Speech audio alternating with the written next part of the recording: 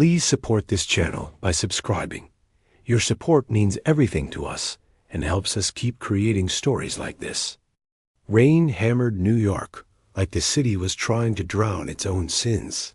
And Serenity Price stood beneath a flickering streetlight, wondering if this was how people vanished quietly, soaked and unnoticed. Poverty had trained her well. Keep your head down. Don't be seen. Don't anger the powerful. Tonight, she was breaking all 3 rules by stepping into the gilded cage. A private club whispered about in landlord conversations and courtroom rumors. It wasn't just a club. It was a hunting ground for the elite, owned by a man people said hadn't aged in a century. Serenity didn't believe in myths. Myths didn't pay hospital bills. Myths didn't own half of Manhattan. But as she passed through the iron doors, the air changed, heavy with wealth, fear, and something cold or something ancient. Her first warning came before she ever met him. A manager hissed instructions like survival laws. Don't look VIPs in the eyes. Don't speak unless ordered. Never go to the penthouse unless summoned. Especially the penthouse. Serenity was assigned to Section B, a place the other waitresses avoided like a curse. She moved silently through the night, serving champagne to men who treated kindness like weakness and staff like disposable objects. She was used to humiliation, used to hands lingering too long and voices that forgot her name. By 2 a.m, her feet bled inside cheap heels, and her hands shook from exhaustion. That's when the summons came. Penthouse, vintage wine. Do not speak. Do not linger. Her stomach dropped. Everyone knew who lived above the club. Leonard Vrolock, billionaire, recluse, rumored vampire king of the city's underworld. The tabloids laughed at that word. The underground DIDN single quotes T. The elevator ride up felt like a descent. When the doors opened, silence swallowed her whole. The penthouse was dark, wrapped in reinforced glass and shadows. A single man sat facing the skyline, motionless, like a statue carved from authority. Even with his back turned, his presence pressed against her chest, heavy and suffocating. Leonard Vrolock didn't look human from the start. His stillness was wrong. His calm felt predatory. Serenity approached with shaking hands, uncorked the wine, and leaned forward to pour. That's when fate struck. Her heel caught the rug. The decanter slipped. Red wine drenched his suit like blood, spilling across marble. Crystal shattered. A shard sliced deep into Serenity's palm. The silence that followed was alive. Leonard stood slowly and turned. His face was beautiful, in a way that triggered fear, not comfort. Sharp cheekbones, marble skin, eyes glowing molten gold with vertical pupils that confirmed every whispered rumor, vampire, not metaphor, not legend, reality. He didn't look at the ruined suit. He stared at her bleeding hand like a starving man stares at fire. His nostrils flared. His body went still. Serenity backed away, sobbing, apologizing, begging him not to hurt her. In a blink, he was in front of her. His grip on her wrist was ice cold, inhumanly strong. She expected teeth. She expected death. Instead, he inhaled, deeply. Her blood reacted to him, humming in the air like it recognized him. Leonard's expression shattered hunger, shock, pain, memory all colliding at once. Vampires were supposed to see humans as food. Yet this blood stopped him, burned him, confused him. He released her as if she'd scorched him. "Get out," he commanded, turning away, his voice strained with restraint that looked agonizing. Serenity ran. The elevator doors closed as she glanced back one last time. Leonard wasn't cleaning the wine. He was kneeling, touching her blood on the floor with reverence and terror, whispering a name he hadn't spoken in centuries. That night, Serenity thought she'd escaped a monster. She didn't know she'd just awakened a vampire king who had spent 100 years controlling his hunger and had just met the one human whose blood could break him. And that single drop of blood didn't end her life. It started a war. Asterisk morning arrived without mercy. Sunlight slipped through the cracked blinds of Serenity Price's studio apartment, landing on the bandage wrapped around her palm like proof that the night before had been real. Her body ached, her head throbbed, and fear sat heavy in her chest. She replayed the moment over and over, the gold eyes, the unnatural cold of his grip, the way the vampire king had looked at her blood like it was both poison and salvation. She was sure she'd be fired, sued, or quietly erased. People like Leonard Vrolock didn't forgive mistakes. Vampires didn't forgive blood. Her phone buzzed on the nightstand, dragging her out of the spiral. Unknown number. She ignored it. It buzzed again immediately, insistent, patient, powerful. With shaking fingers, she answered. The man introduced himself as Mr. Graves, speaking with the calm certainty of someone who never heard the word no. She was not fired. Mr. Vrolock wished to see her at once. A car was waiting downstairs. The call ended before she could refuse. Serenity sat frozen, staring at the peeling paint, then forced herself up. Running hadn't saved her last night. If a vampire king wanted answers, hiding in Queens wouldn't change that. Outside, a black Maybach idled like a shadow that didn't belong on her street. The driver didn't speak as they crossed into Manhattan, and the city felt different, now smaller, like a chessboard owned by something ancient. Vrolock Tower rose from the skyline like a blade of glass. She was escorted through private corridors, bypassing security that bowed instead of questioned. Leonard waited in a vast office of stone and shadow, curtains drawn tight against the sun. He looked composed, immaculate, in a fresh suit, but Serenity felt the tension under his stillness, like a beast held by chains. He told her to sit without looking at her. Then he spoke her life aloud, her childhood, her mother's death, her father's illness, the debt crushing her future. He owned the bank. He owned the hospital. In his city, he was the law. Serenity felt anger spark through fear, but it died when he slid a contract across the desk. The salary was unreal. Enough to erase her debt in months. Enough to buy a life she'd never allowed herself to imagine. She asked why. Leonard finally looked at her, his gold eyes dimmed behind tinted glasses. He said she had done something rare. She had been terrified, but she hadn't frozen. She had tried to save the glass. She had apologized. In a world of sycophants who worshipped power, she had shown humanity.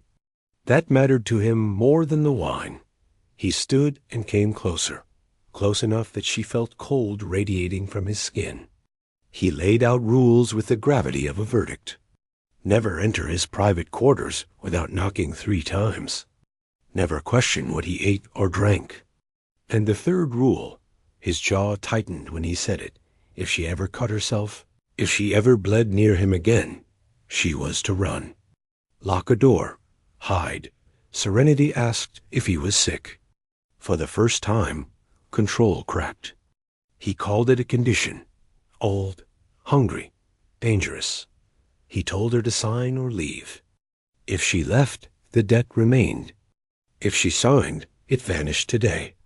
Serenity thought of collection calls, of nights choosing between food and medicine, of being invisible. She signed. Weeks passed in a strange nocturnal rhythm. Serenity worked afternoons in the tower and nights at the club by Leonard's side. She learned the truth without being told. The sealed deliveries were blood. The mirrors never reflected him. Sunlight never touched his skin. Leonard Vrolock was a vampire king hiding in plain sight, and he was terrified of losing control near her. He never touched her, never raised his voice, but his protection was constant, silent, absolute. She felt watched over and hunted at the same time.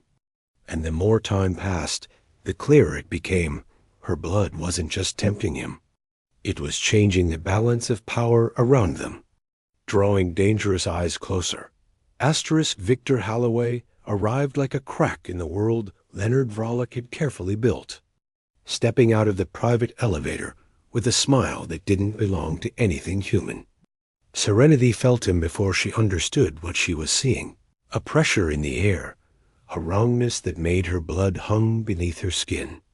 He was beautiful in a dangerous way, sandy blonde hair careless, violet eyes glowing faintly as if lit from within. Vampires moved differently than humans. Leonard had taught her that without words, and Victor proved it with every lazy step. He didn't bow to Leonard. He didn't show respect. He acted like an equal, or worse, like someone who enjoyed pushing kings just to see them bleed. "So this is her," Victor said lightly, circling Serenity as if she were an object on display. "The human who made the vampire king spill wine and lose sleep." The word vampire landed heavy in Serenity's chest, not because she didn't know the truth, but because hearing it spoken so casually made her realize how fragile her safety really was. Leonard didn't rise from his seat, but the room responded to him anyway. The temperature dropped. Frost traced the edges of the glass walls. His gold eyes sharpened, no longer hidden behind calm. "Step away from her," he said, voice low and final. Victor laughed, lifting his hands, but the amusement didn't reach his eyes. He leaned in closer, inhaling deeply, and Serenity felt exposed in a way that went beyond fear. "Interesting," Victor murmured. "She doesn't smell like food. She smells like memory." Leonard moved between them faster than Serenity could track, his presence slamming into Victor like an invisible wall. "Leave," Leonard commanded. This time, Victor obeyed, but not before whispering a warning to Serenity as the elevator doors closed. Dragons burn what they love first. That night, Leonard sent Serenity home early. His control was fraying, and she saw it in the way his hands shook, in the crack splintering the mahogany bar beneath his grip. He didn't explain. He didn't need to. The monster was closer to the surface now, stirred by Victor's presence and by her blood. Days passed, and the tension grew. Leonard stayed farther away, his rules stricter, his restraint more painful to watch. Serenity began to understand the truth. Her existence near him was dangerous, not because he wanted to hurt her, but because he desperately didn't. When the Obsidian Gala approached, an elite masquerade hosted by Vrolock Industries, Leonard insisted she attend by his side, not as a server but as protection. He dressed her in silver, placed a mask over her face, and kept her within arm's reach like a promise he was afraid to break. The ballroom glittered with wealth and lies. Serenity managed donations and smiled politely while feeling eyes follow her movements. She could sense vampires hidden among the guests, ancient predators wrapped in silk and civility.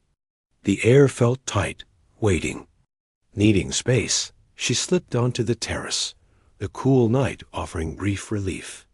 That was when Victor stepped out of the shadows, unmasked, his smile sharp with intent. 2 other vampires flanked him, their eyes dull with hunger.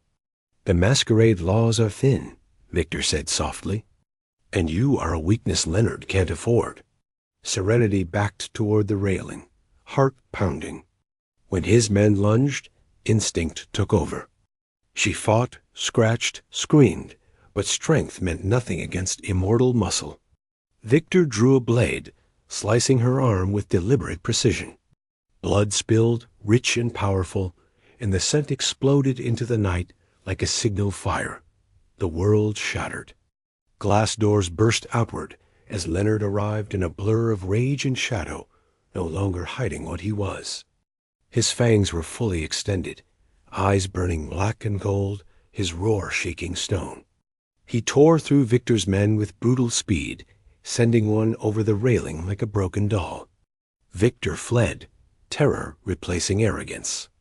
Serenity slid to the ground, bleeding, shaking, staring at Leonard as he turned toward her, hunger rolling off him in waves. "Run," he begged, voice breaking. "I am a vampire king, and right now you are the only thing I want to destroy." Instead of attacking, Leonard dropped to his knees, cracking the stone beneath him, choosing pain over her blood. And in that moment, Serenity understood the truth that changed everything. The night after the attack, sleep abandoned Serenity completely.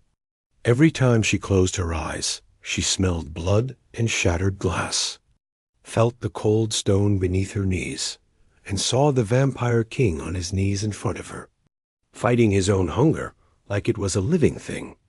Leonard had carried her from the terrace without a word, his movements careful, controlled, terrified of himself. She woke in a guest room of Vrolock Tower, her arm expertly bandaged, the scent of antiseptic mixing with something older, metallic, and alive. Dawn crept toward the windows, but heavy blackout curtains sealed the room in shadow. She knew, without being told, that Leonard was nearby, watching from a distance he forced himself to keep. When he finally entered, his presence filled the room like gravity. He didn't look at her at first. He stood by the window, jaw tight, fists clenched, as if facing her was more dangerous than facing any enemy. When he spoke, his voice was stripped of power, raw and human. He apologized, not for what happened, but for what he was. He told her Victor's attack had broken ancient laws, that the Vampire Council would not ignore blood spilled so openly. By choosing to protect her, Leonard had exposed his weakness, and in vampire politics, weakness was an invitation to war. Within hours, the summons arrived. Not a call or message, but a symbol nailed to the reinforced doors of the penthouse. A dead black crow bound with silver wire, a scroll sealed in dark wax. Serenity felt dread coil in her stomach as Leonard read it in silence. The High Council had convened. He was accused of breaching the masquerade, harboring a human who knew the truth, and attacking a fellow vampire to protect her. If he refused the summons, every vampire in North America would be authorized to hunt them both. Leonard's decision was immediate. They would go. It was the only way to keep her alive. They descended beneath the city through hidden elevators and stone passages that smelled of earth and centuries of secrets. Serenity realized then how old his world truly was. How thin the layer of modern glass and steel was above something brutal and eternal. The undercroft opened like a nightmare cathedral, a massive circular chamber carved from ancient stone. Iron thrones rose from the floor, occupied by elders whose eyes gleamed with boredom and cruelty. Victor Holloway stood at the center, smug and uninjured, his violet eyes glittering with satisfaction.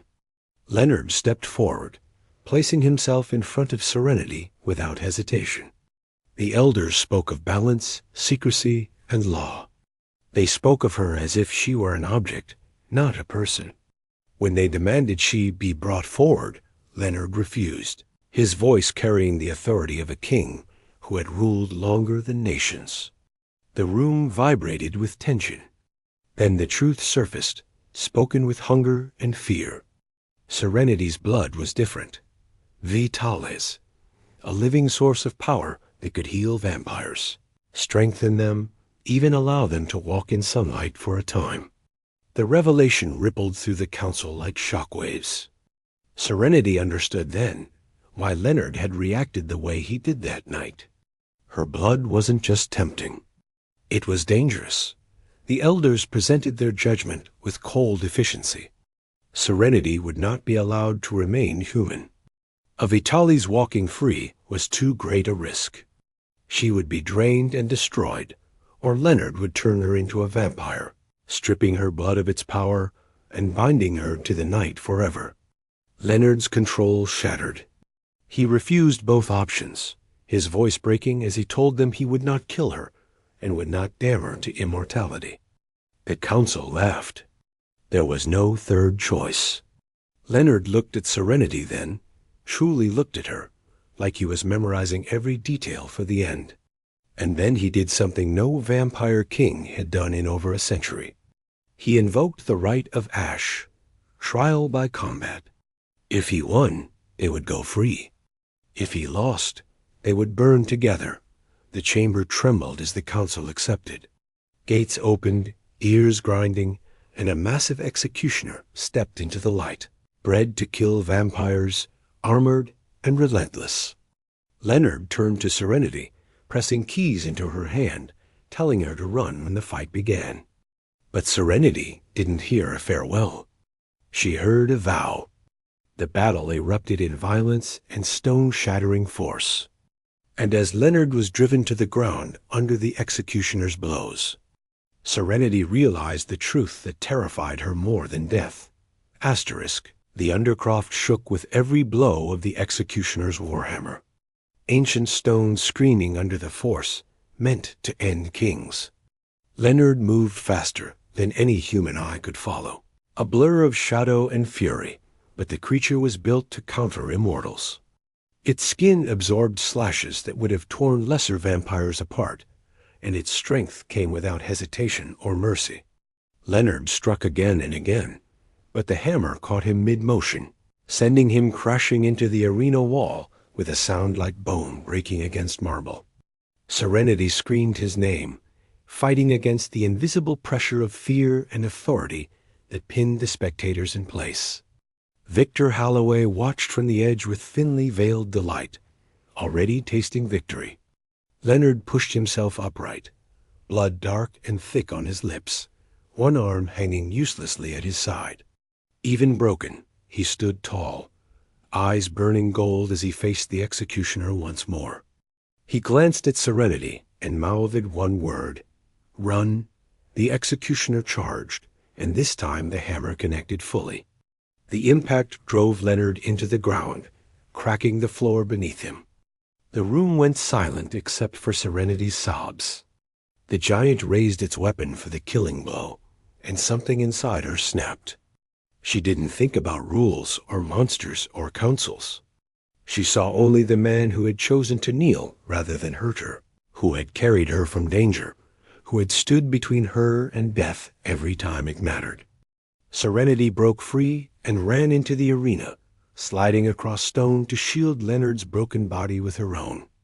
Gasps rippled through the council. A human had entered sacred ground. The executioner hesitated, confused by the fragile heartbeat standing in its path. Leonard's eyes widened in horror. He begged her to move, his voice weak and fractured, but Serenity shook her head. Her hands trembled as she remembered Leonard's third rule. If you bleed, run.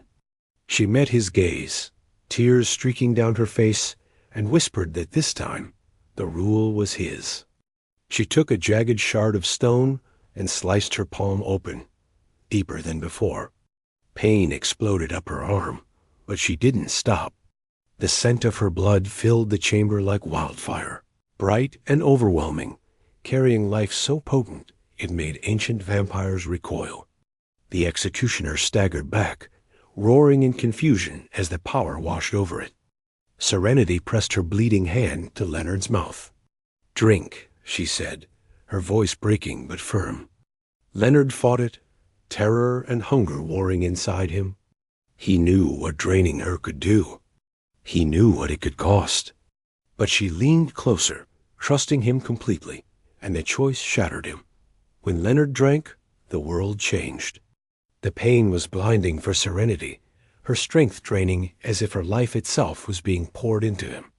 But Leonard didn't just heal. He transformed. Bones snapped back into place. Wounds sealed in seconds.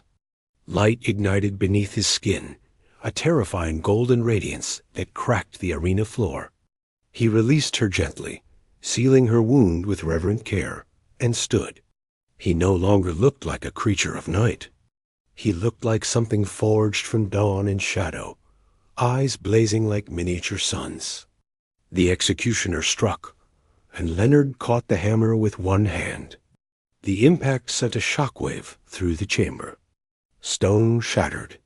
Fear spread through the council. Like poison. Leonard moved with impossible speed, dismantling the executioner in moments, slamming it into the ground with force that ended the fight instantly. Silence followed, broken only by his heavy breathing.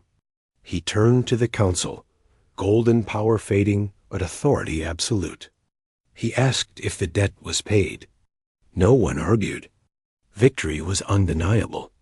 Victor tried to flee, but Leonard's warning froze him where he stood. One more step into his city, and there would be no mercy. Victor vanished into the tunnels, defeated and broken. Leonard dropped to his knees beside Serenity, lifting her carefully into his arms. She was pale, weak, but alive. He whispered her name like a prayer, guilt and awe tangled in his voice. She smiled faintly, murmuring that no waitress could serve a king unless she saved him first. And then the darkness took her. Asterisk consciousness returned to Serenity slowly. Like rising through dark water toward light, she wasn't sure she deserved. The first thing she felt was warmth, real warmth, not the artificial heat of radiators or blankets. Silk sheets brushed her skin, cool and smooth, carrying a faint scent of lavender and ozone that she now associated with danger and safety all at once. When she opened her eyes, the ceiling above her was high and painted with storm clouds frozen in motion. She tried to move, but pain flared in her palm, now wrapped in clean white gauze. Memories flooded back in a rush: the arena, the hammer, the blood, Leonard falling. She sat up sharply, heart racing, fear overriding weakness. "Leonard," she whispered, her voice raw. Panic clawed at her chest as she scanned the room, until she noticed the balcony doors standing wide open and sunlight pouring freely inside. Leonard Vrolock stood on the terrace, bare-chested, facing the rising sun like a man greeting an old enemy. Serenity froze. Vampires burned in sunlight. She had seen the fear of it in every rule, every shadowed room, every sealed curtain. "Leonard," she cried, forcing herself out of bed despite the pain. "You have to move." "The sun." He turned toward her slowly, and she stopped breathing. The light didn't hurt him. It wrapped around him, softening the sharp edges of his immortal features, warming skin that had once been cold as stone. His eyes were no longer black or molten gold. They were honeyed, alive, human in a way that made her chest ache. "Easy," he said gently, crossing the room with a grace that felt different, now less predatory, more grounded. "You're safe," he explained quietly, sitting beside her without crowding her space. Her blood had done more than heal him. For a short time, it had burned away the curse that bound him fully to the night. He could feel warmth. He could stand in the sun. It wouldn't last forever, but it was a miracle no vampire had touched in centuries. Serenity stared at him, overwhelmed by the weight of what she'd done. She tried to apologize, but Leonard stopped her, taking her bandaged hand with a tenderness that made her eyes burn. He told her she had saved him twice, once from death, and once from becoming the monster he feared most. The council had honored the trial's outcome. No vampire would touch her. Victor Holloway was banished from Leonard's territory, stripped of influence and protection. The war she had almost started had ended before it could spread. Leonard stood and handed her a thick envelope. Inside was freedom in paper form, debt erased, properties settled, enough money to build any life she wanted. He told her she was no longer his employee. She could leave, go back to nursing school, find a normal life with normal sunlight and ordinary years that ended in peace. His voice didn't shake, but his eyes did. Serenity looked at the envelope, then at the open balcony, the city waking below them, unaware of the ancient battle fought beneath its streets. She thought of invisibility, of surviving instead of living, of being protected but never chosen. Slowly, she set the envelope aside. She stood, legs weak but resolve firm, and walked toward him. She told him she had seen the monster. Yes, but she had also seen the man who knelt rather than hurt her, who chose restraint over hunger, who trusted her enough to be saved. She didn't want to be protected from his world. She wanted to stand in it beside him. Leonard's defenses finally crumbled. He asked her to stay not as a servant, not as a human shield, but as his equal, his partner, the one person who knew his darkness and didn't run. Serenity smiled through tears and said she thought a normal life might bore her anyway. Besides, someone had to stop him from ruining expensive suits. Leonard laughed, a real sound, rare and fragile, and kissed her slowly, reverently, like hope was something that could break if rushed. Outside, New York surged into motion, oblivious and loud. The city didn't know that its darkest king had been changed not by war or magic, but by kindness, and that a waitress who once spilled wine in fear now stood beside him by choice.